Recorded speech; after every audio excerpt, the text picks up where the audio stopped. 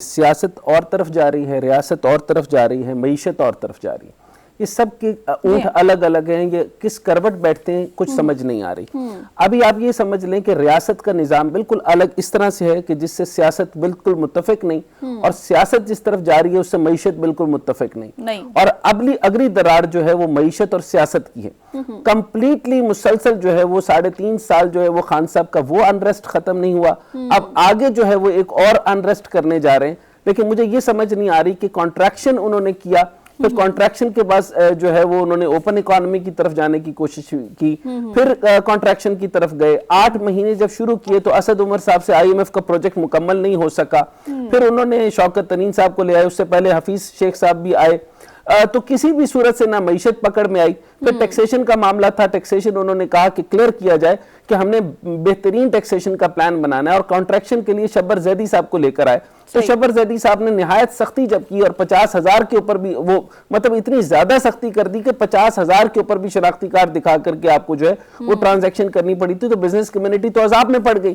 تو 3.5 سال کے عرصے کے اندر بزنس کمیونٹی کی حالت یہ تھی کہ وہ کہتے تھے کہ ہم نے اپنا پیسہ جو ہے وہ پلنگ کے نیچے رکھ کے ان کو سلا دیا ہے، اور اب ہم کوئی کسی قسم کا بزنس یہاں نہیں کرنا چاہتے.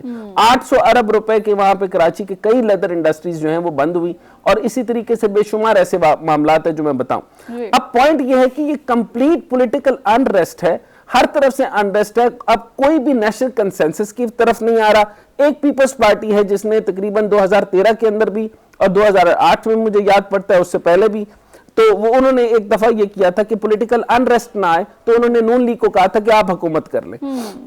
اسی طریقے کا ایک رویہ انہوں نے اب بھی کیا کہ آپ حکومت کر لیں، ہم بیک آف ہو جاتے ہیں. تو اس کا مطلب یہ نہیں ہے کہ وہ ہار گئے یا وہ مطلب لتاڑے گئے یا وہ ڈر گئے، یہ مطلب نہیں ہوتا. پاکستان کو آگے لے کر چلنا ہے اور دیکھنا ہے کہ سچویشن کیا ہے. دیکھیں معیشت کی سچویشن ہماری کمپلیٹلی ڈیپینڈنٹ ہے IMF کے اوپر. آپ یہ مان لیں کہ آپ پاکستان کا جو ہے وہ سارے اکانومسٹ برابر بھی کر لیں، آپ سب کو بٹھا لیں، کوئی یہ نہیں کہے گا، اور کوئی اگر وہ ہوگا تو اس کے اوپر کوشچن مارک آ جائے گا. کیونکہ IMF کے بغیر آپ کی معیشت نہیں چل سکتی. IMF آپ کو کہے گی کہ آپ نے لیوی کس طرح لگانی ہے. آپ کے جو ڈسکوز ہیں 1,670 ارب روپے آپ نے جسکو کی مد کے اندر دینے ہیں، اور آپ کے جو ہے وہ کرنٹ اکاؤنٹ ڈیفیسٹ بڑھتا جا رہا ہے.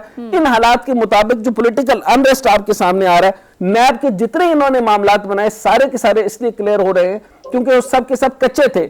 اب پوچھنا یہ پڑے گا کہ نون لیگ کے آپ نے اتنے سارے کیسز بنائے تو آپ ریاکشنری کام کیوں کر رہے ہیں. تو آپ یہ سمجھیں کہ جس طریقے سے جو کمیونزم آئی تھی تو وہ ریاکشن کی بیس پر آئی تھی. تو آج پوری دنیا کے اندر سے کمیونزم ختم ہو گئی، اور اس کے اندر صرف جو کمیونزم یا مارکسسٹ تھیوری ہے وہ چائنا کے اندر ہے، اور چائنا کے اندر بھی ماؤ کی تھیوری جو ہے وہ کمزور ہو گئی، کیونکہ اتنا زیادہ سختی اور ہر وقت ریجیس اور ریونج اور نیب اور ہر کسی سے پیسہ نکال کے. سوئٹزرلینڈ کا پیسہ 1400 افراد ہیں، 600 اکاؤنٹ ہیں، آپ ان کا پیسہ نہیں لا سکتے. اگر آپ یہ کہتے ہیں کہ سوئٹزرلینڈ میں اکاؤنٹ ہے تو ان کو لیجسلیچر بتائیں، ان کو ٹیکنیکل طریقہ بتائیں کہ آپ پیسہ ان سے کھینچ کے واپس نہیں لا سکتے، ہمیں موو آن کرنا ہے. تو پاپولیرٹی کے ساتھ خان صاحب بہت آگے چلے گئے، لیکن کسی بھی چیز کا ڈیسیژن جو ہے وہ ٹیک دا ڈیسیژن میک اٹ رائٹ والا کام کر ہی نہیں رہے. قائد اعظم نے فرمایا تھا کہ میں نے تو فرمایا نہیں تھا.